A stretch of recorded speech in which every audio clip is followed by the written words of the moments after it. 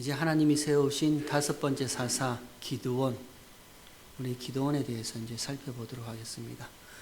기드온의 내용은 너무 길어요. 앞으로 계속 기드온의 이야기가 나올 텐데 너무 길어서 펴놓은 성경을 우리가 보시면서 하나하나 기드온을 통해서 하나님이 저와 여러분에게 무슨 말씀을 하시고 싶은가 한번 찾아보도록 하겠습니다. 기드온의 이야기는 이렇게 시작합니다. 6장 1절에 보면 이스라엘 자손이 또 여호와의 목전에 악을 행하였으므로 이렇게 시작합니다. 또 이스라엘 자손이 또 여호와의 목전에 악을 행하였다. 우리가 지난번에 살펴봤듯이 이 또라는 의미는요, 멈추었던 것이 다시 시작되었다라는 뜻이 아니라 했습니다. 중단되었던 것이 다시 새롭게 시작되다, 이것이 아니라 또라는 이 히브리 원어의 의미는 더하다, 증가하다, 더욱 선명해지다 라는 뜻입니다.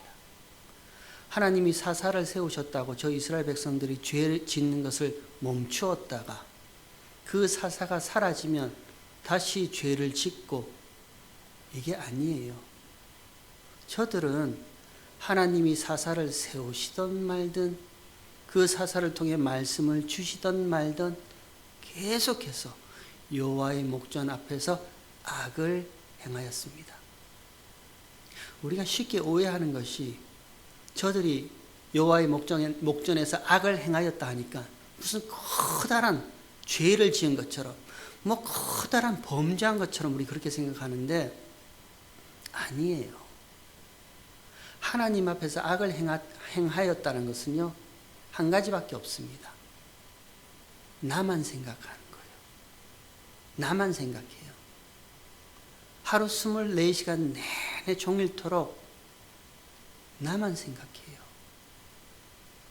하나님이 먹지 마 하면 먹지 말라는 그 자리를 지키면 되는데, 쳐다본즉 보암즉도 먹음직도 지혜롭게 할 만큼 탐스럽기까지 하여 내가 저것 먹고 하나님처럼 하나님 자리에서 내가 하나님이 되겠다. 그게 죄란 말입니다.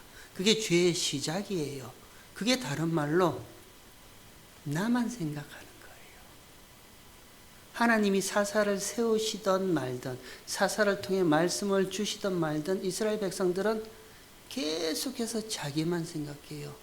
그러다가 하나님이 세우신 그 사사가 사라지면 자기만 생각하던 그 죄가 더욱 선명하게 드러나더라, 이런 뜻이에요. 우리에게 한번 적용해 볼까요? 사사, 말씀, 이 땅 가운데 세워진 교회에 말씀이 사라지면요, 자기만 사랑하는 것이 더욱 선명하게 드러납니다. 이 땅 가운데 세워진 하나님의 교회에서 하나님의 말씀, 그 말씀의 진의, 진짜 하나님의 마음이 사라지기 시작하면요, 원래 자기만 생각했던 자들의 그 모습 가운데 더욱더 나만 24시간 하루 종일 계속해서 나만 생각하는 그 자기만 사랑하는 그 사랑이 더욱더 드러나는 거예요. 그래서 디모데전서 3장인가요? 디모데후서 3장인가요? 말세에는 이런 징조가 나타나나니, 말세에 어떤 징조가 나타난대요? 자기를 사랑하고, 그게 첫 번째 징조예요. 자기를 사랑하고 돈을 사랑하며 자긍하며 교만하며, 그런 말씀들이 나오는 거예요. 자기만 사랑해요. 교회에서요, 하나님의 말씀이 사라지면 자기만 사랑하는 것이 더욱 선명하게 나타납니다. 개인적으로요, 저와 여러분의 신앙생활 가운데 하나님의 말씀이 사라지면요, 나만 사랑하는 그 모습이 더욱 선명하게 드러나요. 그래서 모든 것들을 다 나를 기준으로 생각해요. 교회가 왜 저래? 교회 다니는 사람들이 왜 저래? 저와 여러분은 그런 거 생각 안 하고 사시는 줄 알죠? 우리도 그렇게 생각하고 살아요. 하지만 하나님의 말씀이 그런 나를 누르고 있다니까요. 우리도 똑같이 그런 마음을 가지고 살아요. 평가해요. 정죄해요. 비난하고 싶은 마음이 있어요. 그러나 하나님의 말씀이 있는 자는요, 그 말씀이 나를 비추어 보게 하니까 그 말씀 앞에서 정죄하고 싶은 마음, 비난하고 싶은 마음, 미워하고 싶은 그런 마음들이 싹 사라지게 하는 거예요. 그런데 거기에 하나님의 말씀이 사라지면요, 그것이 더욱더 선명하게 드러나는 거예요. 그러니 교회가 다른 교회를 향해서 정죄하고 비난하고 삿대질하고, 그게 말세의 징조입니다. 자기를 사랑하고 돈을 사랑하고 자긍하며 교만하고요. 이게 이스라엘 백성들의 모습이에요. 여호와의 목전에서 악을 계속 행하고 있었는데, 그때 하나님께서 사사를 세우셔서 그 사사를 통해서 말씀을 주시면 그것이 싹 눌러져요. 근데 그 사사가 없어지면요, 이스라엘 백성들이 여호와의 목전에서 또 악을 행하는 거예요. 그래서 하나님께서 저들을 미디안 사람들 손에 7년간 붙여버리세요. 그럼 어떻게 해야 돼요? 미디안 사람들 손에 7년 동안 붙여버리면 어떻게 해야 돼요? 이전에 다 경험했잖아요. 처음 당하는 일 아니잖아요. 이전에 다 아모리, 메소포디아 사람, 아모리 사람, 가나안 사람에게 다 붙여서 고통당하는 경험을 했잖아요. 그때마다 부르짖었을 때 하나님이 사사, 에훗, 왼손잡이 에훗, 다 세워서 손 모는 막대기를 가진 삼갈 세워서 다 이렇게 구해준 경험이 있잖아요. 그러면 미디안 사람에게 그 손에 붙여버리면 어떻게 해야 돼요? 다시 하나님께로 돌아가면 되죠. 돌아가면 되는 거예요. 근데 이들이 어떻게 했는가? 2절에 보면 2절에 이렇게 되어 있습니다. 미디안의 손이 이스라엘을 이긴지라 이스라엘 자손이 미디안을 인하여 산에서 구멍과 굴과 산성을 자기를 위하여 만들었으며, 이들이 한 행동이 뭐죠?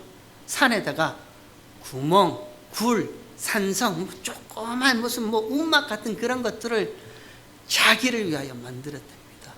왜요? 바로 그 다음 구절에 이유가 나옵니다. 3절에 보면 이스라엘이 파종할 때면 미디안 사람, 아멜렉 사람, 동방 사람이 치러 올라와서 진을 치고 가사에 이르도록 토지 소산을 멸하여 이스라엘 가운데 식물을 남겨두지 아니하며 양이나 소나 나귀도 남기지 아니하니. 이들이 파종할 때, 씨를 뿌릴 때 미디안 사람, 아멜렉 사람 쫙, 그 다음에 보면 메뚜기같이 올라온다 표현하거든요. 메뚜기같이 쫙 올라와서 이들이 파종한 모든 씨들, 양이나 소나 낙이나 남김없이 다 뺏어가니까 그거 빼앗기지 않으려고요. 그거 지키려고 산에다가 굴이나 또 뭘 팠죠? 구멍이나 굴이나 자기를 위하여 산성을 만들어서 지키려고 자기 방어입니다. 자기 방어. 자기 해결책을 제시하는 거예요. 근데 생각해 보세요. 자기 방어가 뭐 나빠요? 나쁘지 않아요. 사람이 자기 해결책을 제시하는 것이 뭐가 나빠요? 노후를 대책하는 것이 뭐가 나빠요? 나쁘지 않아요. 갑자기 메뚜기 떼처럼 올라와서 미디안 사람, 이런 사람들이 다 올라와서 파종한 씨도 양도 소도 남김없이 다 가져가 버리는데요. 왜 그렇게 속절없이 빼앗겨요? 그러니까 산에다 굴이나 무슨 구멍이나 산성을 지어서 자기 방어하는 거 마땅한 거예요. 그런데 문제는 막을 수 없는 힘으로 밀고 들어온다는 거예요. 감당할 수 없는 힘으로 밀고 들어온다는 거예요. 아무리 내가 빼앗기지 않으려고 막으려고, 빼앗기지 않으려고 보호하려고 움켜쥐고 감당하지 못할 힘으로 밀고 들어와 버리니까 하나님이 그렇게 허락하세요. 하나님이 이스라엘 백성들을 미디안 사람들의 손에 7년간 그들 손에 붙이셨다라고 기록되어 있잖아요. 하나님이 허락하신 거예요. 감당하지 못할 힘으로 밀고 들어와 버리니까 지켜내지 못하는 거예요. 때로는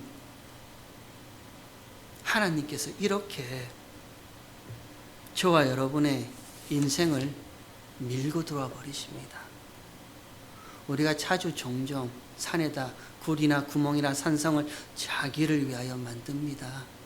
지키기 위해서, 보호하기 위해서, 빼앗기지 않으려고, 세상에 빼앗기지 않으려고 이렇게 자기 방어, 자기 대책해요.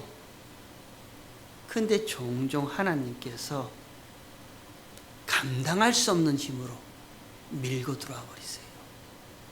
왜 그렇게 하시는가? 그 이유가 7절부터 나와 있습니다. 7절을 한번 보세요. 7절에 보면 이스라엘 자손이 미디안을 인하여 여호와께 부르짖은 고로 8절에 여호와께서 이스라엘 자손에게 한 선지자를 보내어 그들에게 이르되 이스라엘 하나님 여호와의 말씀에 내가, 여러분 펜 있으면 한번 이 내가라는 단어에 동그라미 한번 쳐보십시오. 이스라엘 하나님 여호와의 말씀에 내가 너희를 애굽에서 인도하여 내며 너희를 그 종 되었던 집에서 나오게 하여 누가? 내가 여호와 하나님이 9절에 애굽 사람의 손과 너희를 학대하는 모든 자의 손에서 너희를 건져내고 누가? 내가 여호와 하나님이 그들을 너희 앞에서 쫓아내고 누가? 내가 그 땅을 너희에게 주었으면 누가? 내가. 누가 하신 거예요? 하나님이 하셨단 말입니다. 내가 이렇게 했다라는 거예요. 그리고 나서요 10절에 내가 또 너희에게 이르기를 나는 너희 하나님 여호와니 너희에 거하는 아모리 사람의 땅의 신들을 두려워 말라 하였으나 그거 아무것도 아니야. 세상 사는 거 두려워하지 마. 세상의 물질, 질병, 아픔, 눈물 그거 아무것도 아니야. 그렇게 하나님이 두려워 말라 하였으나 너희가 내 목소리를 청정치 아니하였느니라 하셨다 하니라. 너희가 내 목소리를 듣지 아니했네. 내 목소리를 청정치 아니할 뿐만 아니라 나의 말을 믿지도 아니했네. 하나님께서 내가 애굽되었던 땅에서 너희를 건져내었고 내가 그 홍해를 쪼갰고 내가 광야에서 만나와 메추라기를 먹였고 내가 요단강을 건너서 가나안 땅을 들어가게 했고 내가 모든 걸 다 했는데 그래서 그 모든 걸 다 했다는 그 나의 목소리를 청정하라라고 하나님의 목소리 말씀을 들으라고 했는데 너희가 내 목소리를 청정하지 아니했네. 목소리를 듣지 아니한 거예요. 듣지 아니했을 뿐만 아니라 하나님의 말씀을 믿지도 아니에요. 왜요? 나만 생각하니까요. 하루 24시간 내내 나만 생각하니까요. 우리가 신앙생활을 하면서 크게 오해하는 것 중에 하나가 이겁니다. 우리가 설교를 듣죠. 말씀을 들어요. 그리고 성경 공부도 하죠. 그리고 때마다 개인적으로 매일 한 장씩, 두 장씩 나는 묵상한다. 성경을 읽어요. 그러면서 우리가 하나님의 말씀을 듣고 성경을 듣고 설교를 듣고 성경 공부를 하고 뭐 큐티를 하면서 내가 이거 잘못됐네. 나에겐 이것이 잘못이네. 이거 틀렸네. 그래서요. 이거 고쳐야겠다. 이거 잘못된 거 이제 이거 다시 하지 말아야겠다. 고쳐야겠다. 이렇게 생각해요. 여러분, 저와 여러분이 고쳐서 될 문제예요. 저와 여러분의 구원이 우리에게 쏟아진 하나님의 생명이 천국의 그 영원한 생명이 이런 우리를 고쳐서 될 문제예요. 우리가 쉽게 오해하는 것이 이것입니다. 저와 여러분은 아직도 이 죄의 몸을 가지고 있어요. 죄악의 찢기들, 죄의 더러움이 흠뻑 당겨진 이 몸을 가지고 있단 말입니다. 그러면 하나님 앞에서 자꾸 내 죄가 드러나요. 그럼 우리는 고치려고 합니다. 그것을 뜯어서 다시 새롭게 만들려고 해요. 고쳐서 돼요. 고쳐서 될 문제라면 예수님께서 우리 가운데 오셔서 십자가에서 죽으실 이유도 없습니다. 그냥 말씀만 주시면 되는 거예요. 야, 너희 잘못된 거 이거지. 그럼 이 말씀대로 살아봐. 그게 율법주의예요. 그게 율법의 행함이란 말입니다. 아, 내가 이거 잘못됐으니까 요거 율법의 행함으로 말씀대로 살아서 요거 고쳐서 내가 하나님 앞에 거룩한 자 돼. 고쳐서 될 문제라면 예수님이 죽으실 이유가 없단 말이에요. 우리는 고쳐서 될 문제가 아니라 죽고 새롭게 태어나야 돼요. 그리스도와 함께 연합하여 십자가에서 죽고 그리스도와 함께 연합하여 그 사망 가운데 하나님이 죽은 자 가운데서 건져 올리신 그 부활의 생명 함께 새로운 피조물로 태어나야 되는 거예요. 우리가 십자가를 바라볼 때마다요, 예수님을 바라볼 때마다요, 그 고백하는 겁니다. 하나님, 내가 이거 잘못했네요. 이거 틀렸네요. 틀린 거 잘못된 거 내가 고쳐서 앞으로 똑바로 살게요. 물론 그렇게 사시면 좋아요. 그렇게 사셔야죠. 잘못된 것, 틀린 것 하나님 앞에 회개하면서 똑바로 살게요. 이렇게 회개하면서 사셔야죠. 그러나 근본적인 것은요, 고쳐서 될 문제라면 예수님께서 이 땅 가운데 오셔서 저와 여러분을 품 안으시고 십자가에 죽으실 이유가 없단 말이에요. 고치면 되니까. 고쳐서 될 문제가 아니라 완전히 죽고 새롭게 태어나야 돼요. 그래서 우리가 예수님을 생각할 때마다, 십자가를 볼 때마다 예수님, 나는 예수와 함께 십자가에 못 박혀 죽었습니다. 이제는 옛사람이 나는 없습니다. 죽었습니다. 그리고 이제 새로운 피조물로, 예수와 함께 새로운 피조물로 태어났습니다. 우리 그 고백하는 거예요. 그게 자기 부인 아니에요. 그게 자기를 부인하는 거 아니에요. 그 자기를 부인하는 그 마음이 상한 심령 아니에요. 하나님이 상한 심령을 원한다면서요. 그게 상한 심령이잖아요. 그러면 그 상한 심령을 가진 하나님의 백성이 자기를 위해서 산에다가 굴이나 동굴이나 산성을 제치겠어요? 아니란 말입니다. 왜 산에다가 구멍이나 굴이나 산성을 자기를 위해서 왜 파고 왜 쌓아 올려요? 빼앗기지 아니하려고요.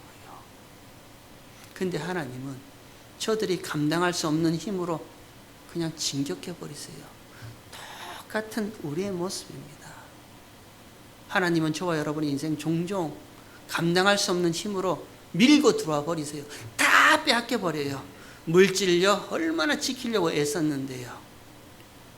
건강요, 건강하고 싶어요. 그래도 어느 때는 밀고 들어와 버리신다니까요. 왜 그렇게 하시는가? 이유는 한 가지예요. 내가 그렇게 말씀하시는 거예요. 내가 애굽되었던 땅에서 건져내지 아니었느냐? 내가 저 애굽 군사들을 홍해에 다 수장시키지 아니했니? 내가 광야에서 먹이고 입히고 다 했잖아. 내가. 근데 너희는 내 목소리를 청종치 아니하였다. 그거 가르쳐주기 위함이에요. 제발 하나님의 말씀을 들으라는 거예요. 그 말씀을 믿으라는 거예요. 우리가 고쳐서 될 문제라면 저 수십 번 더 했어요. 안 돼요, 고쳐서. 하나님의 거룩한 자녀는요, 고쳐서 될 문제가 아니라 죽습니다. 십자가 안에서 죽고 다시 부활해야 돼요. 새로운 피조물로 태어나야 돼요. 우리 그거 고백하는 자들이에요. 그러면 그 고백하는 자의 마음이 상한 심령인 거예요. 이게 하나님의 참 백성의 모습이다. 그거 보여주기 위해서 하나님이 사사인 기드온을 이렇게 세워놓고 있는 거예요. 그 모습을 통해서, 기드온의 모습을 통해서 이게 내가 원하는 하나님의 백성의 모습이야. 그런 모습이에요. 그 기드온의 모습을 오늘 보면 12절에 한번 보십시오. 12절에 보면 이렇게 되어 있습니다. 여호와의 사자가 기드온에게 나타나 이르되 큰 용사여, 여호와께서 너와 함께 하시도다. 듣기만 해도 그냥 가슴이 벅찹니다. 기드온에게 나타나서 큰 용사여, 여호와께서 너와 함께 계신다, 이렇게 말씀하세요. 그렇게 큰 용사라고 부르는 기드온의 모습이 어땠느냐? 바로 11절에 그 앞절에 한번 보십시오. 11절에 보면 여호와의 사자가 아비에셀 사람 요아스에게 속한 오브라에게 이르러 상수리 나무 아래 앉으니라. 마침 요아스의 아들 기드온이 미디안 사람에게 알리지 아니하려 하여 밀을 포도주 틀에서 타작했던 모습이 기드온의 모습입니다. 뭘 했다고요? 미디안 사람에게 알리지 아니하려고, 미디안 사람에게 들키지 않으려고 그 밀을 포도주 틀에서 타작을 했어요. 여러분, 밀은 어디서 타작해야 돼요? 보리는 어디서 타작해야 돼요? 밖에서요. 바람이 휑하니 부는 그 밖에서 보리랑 밀을 타작해서 겨는 다 날려보내고 알맹이나 아래로 떨어뜨리고 밖에서 해야 되죠. 밖에서 바람 부는 그 밖에서 꼭 이렇게 밀 타작을 해야 되는데 미디안 사람에게 들키지 아니하려고 포도주 틀이 있는 조그만 실내, 그 조그만 공간, 거기에 숨어서 원어대로 그대로 지격하면요, 이 기드온이 그 밀을 포도주 틀이 있는 그 안에서 밀 하나하나 손으로 까고 앉아 있더라, 그런 뜻이에요. 얼마나 소심하고 얼마나 소극적인, 꼭 저 같은 사람이에요. 소심하고 소극적인. 그 미디안 사람한테 들키지 아니하려고요, 포도주 틀 안에 있는 틀이 있는 그 안에 들어가서 밀을 손가락으로 하나하나 이렇게 까고 있는 그에게 여호와의 사자가 나타나서 큰 용사여. 여러분, 이게 앞뒤가 맞습니까? 앞뒤가 맞아요. 왜 이런 기드온을 보고 큰 용사라고 이렇게 얘기를 하는데요? 기드온이 무슨 큰 용사 같은 자질이나 자격이 있어서 큰 용사라고 말하는 것이 아니라, 큰 용사여, 여호와가 너와 함께 계신다는 거예요. 너와 함께 하시는 그 하나님이 앞으로 사람들이 예상치도 기대치도 못할 그 큰 일을 너를 통해서 이루시겠다. 그 말이 큰 용사여라는 이런 뜻이에요. 우리가 쉽게 오해하는 것이요, 큰 용사라 이렇게 하면 그 자격과 그 조건을 나에게서 찾으려고 합니다. 내가 하나님 앞에 큰 종이다. 그러면 그 큰 앞뒤가 안 맞죠. 종은 종인데 큰 종이 어디 있어요? 그런데 우리 그런 말 해요. 큰 종으로 쓰임받게 해주십시오. 그럼 그 큰 종의 자격과 조건은요, 나에게 찾으려고 하는 거예요. 하나님 앞에 쓰임받는 큰 교회로 세워주십시오. 그럼 그 큰 교회의 자격과 조건은요, 우리에게 찾으려 하는 거예요. 아니요, 그렇지 않습니다. 여호와의 사자가 기드온에게요, 기드온이 어떤 모습인데요, 빼앗기지 않으려고, 들키지 않으려고 그 조금 어둠컴컴한 그 안에 숨어가지고 밀 하나하나 까고 있는 그 기드온에게, 그 소극적이고 그 소심한 그 기드온에게 나타나서 큰 용사여, 뭐죠? 여호와 하나님이 너와 함께 하시고, 너와 함께 하신 그 하나님이 그 누구도 상상치도 못할 일, 그 누구도 예상치도 못할 일을 너와 함께 하신다. 그게 큰 용사입니다. 여러분, 진짜 큰 교회는요, 이렇게 하나님이 함께 하시는 교회예요. 우리 아까 기도하시는 집사님 그렇게 기도하셨죠. 우리 연약하고 아무것도 없는 그런 교회, 하지만 큰 기적 보기를 원합니다. 하나님의 살아계심을 보기를 원합니다. 하나님의 말씀이 살아서 움직이는 그 교회가 큰 교회란 말이에요. 우리에게 자격과 조건을 찾는 게 아니에요. 자꾸만 우리는 우리에게 자격과 조건을 찾아요. 야, 우리 한 해 예산이 얼마인 줄 알아? 우리 한 해 들어오는 헌금이 얼마인 줄 알아? 그래서 큰 교회예요. 그거 아니라는 거예요. 비록 우리는 약하고 연약하지만 하나님께서 우리와 함께 하시는 그 하나님의 권능이 그 누구도 상상치도 예상치도 기대치도 못한 큰 일을 행하실 것이야. 그래서 기드온에게 큰 용사여 이렇게 얘기를 합니다. 근데 기드온이 어떻게 반응을 하는가? 15절에 보십시오. 15절에 기드온이 그에게 대답하되, 주여, 내가 무엇으로 이스라엘을 구원하리이까? 보소서, 나의 집은 므낫세 중에 극히 약하고 나는 내 아비 집에서 제일 작은 자입니다. 당연한 반응이죠. 왜? 큰 용사의 자격과 조건을 나한테 찾으려고 하니까, 나에게서 찾으려고 하니까, 주여, 내가 무엇으로 이스라엘을 구원합니까? 난 능력 없습니다. 힘 없습니다. 가진 거 없습니다. 나는 나의 집 므낫세 중에서 가장 약한 자입니다. 그리고 그 집에서도 제일 작은 자입니다. 아무것도 아닌 자입니다. 당연히 이런 반응 나와야죠. 근데 하나님이 어떻게 큰 용서를 하시는가? 너와 함께 하시는 여호와, 그 하나님이 너와 함께 하심으로, 그게 연합이잖아요.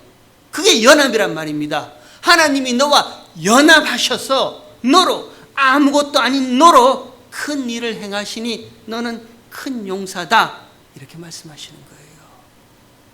우리가요, 이 연합이란 단어, 성경에서 정말 중요한 단어인데, 이 연합이란 단어가요, 우리 얼마나 오해하고 있는지 몰라요. 한미연합군 이렇게 말 쓰죠. 한미연합군. 한미연합군이 뭐예요? 한국의 힘과 미국의 힘을 합쳐서 뭔가를 해보자, 한미연합군이죠. 또 우리가 이런 말 자주 쓰죠. 우리 연합하여 예배를 드립시다.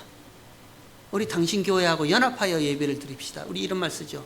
연합하여 예배를 드리는 게 뭐예요? 당신의 교회가 가진 힘, 우리 교회가 가진 힘, 그 두 교회가 가진 힘이 한번 합쳐서 예배 드립시다. 아니요. 하나님이 함께 하시는 그 연합은요, 기드온의 힘을 완전히 빼버리는 거예요. 기드온이 자기에게 찾을 그 자격과 조건 완전히 빼버리는 거예요. 내가 무엇으로 이스라엘을 구원합니까? 나 아무것도 힘 없습니다. 우리는요, 므낫세 지파 중에 제일 작은 집입니다. 그리고 그 집 가운데 나는 제일 약한 자입니다. 아무것도 아닌 자입니다. 완전히 그 기드온의 힘을 다 빼버린 이후에 하나님께서 하나님의 능력을 그 위에 덧입혀 주시는, 그것이 연합이에요. 그게 성경이 말하는 연합이에요.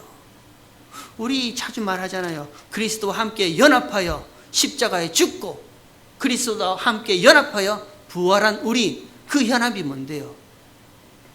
하나님께서 저와 여러분의 힘을 완전히 빼버리시는 거예요. 우리의 힘을 완전히 빼버리시고 자기를 부인시키시고 그 다음에 거기에 하나님의 능력을 부어주시는 거예요. 그를 보고 큰 용사라 이렇게 얘기를 합니다. 바라기는요, 저와 여러분 이런 하나님의 연합됨이 함께 있었으면 좋겠습니다. 우리가 연합하여 뭘 합시다, 우리 뭐 연합선교회 합시다, 연합하여 뭘 합시다 할 때 당신이 가진 힘, 우리가 가진 힘 합쳐서 뭐 한번 해봅시다. 그거는 세상의 연합이고요. 성경이 말하는 힘은요, 당신의 힘도 다 빼고 우리의 힘도 다 빼고 오직 모든 힘이 다 빠진 그 상태에서 하나님의 힘만, 하나님의 하나님 되심만 드러나게 우리 한번 해봅시다. 그게 연합이에요. 그렇게 연합을 해요. 그랬더니 그 다음에 어떻게 하시는가? 한번 요 이야기를 한번 보고 마치도록 하겠습니다. 그 다음에 어떻게 하시는가?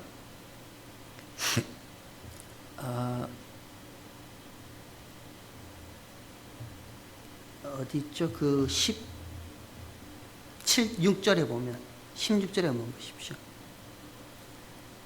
15절에 기드온이 그에게 대답하되 주여 내가 무엇으로 이스라엘을 구원하리까? 벌써 나의 집은 므낫세 중에 극히 약하고 나는 내 집 아비 집에서 제일 작은 자다, 이렇게 말할 때 16절에 여호와께서 그에게 이르시되 내가 반드시 너와 함께 하리니, 연합입니다.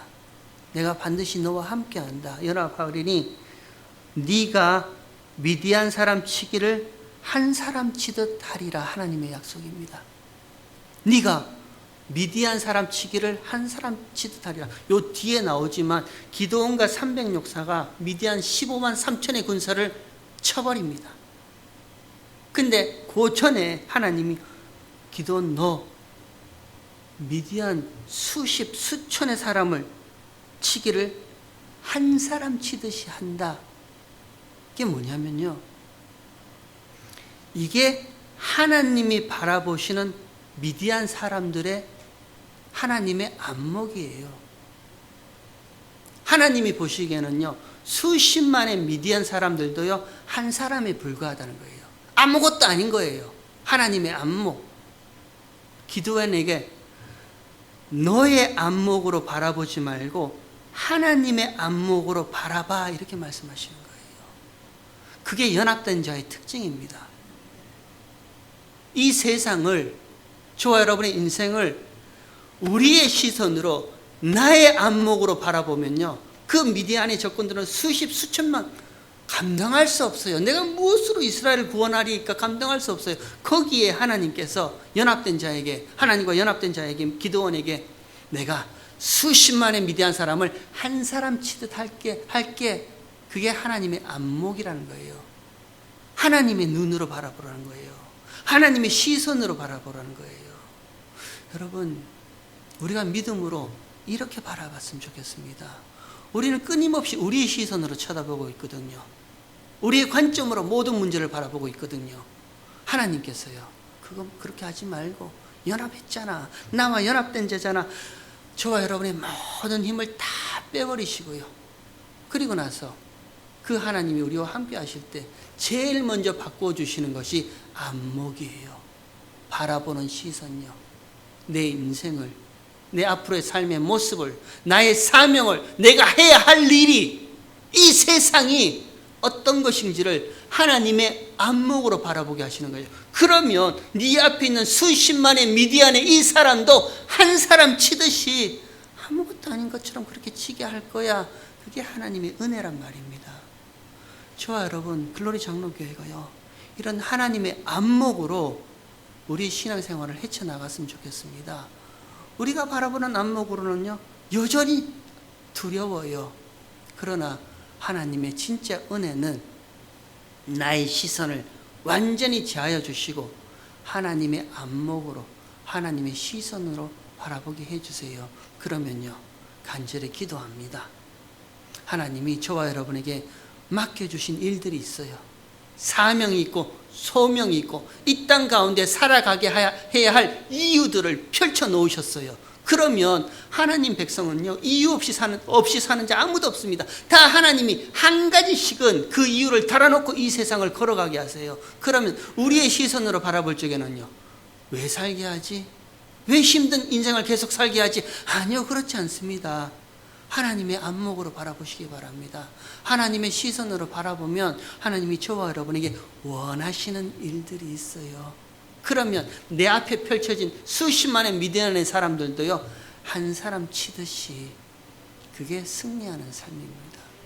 저와 여러분, 그런 하나님의 백성, 그런 신앙생활 하기를 주의 이름으로 축원합니다.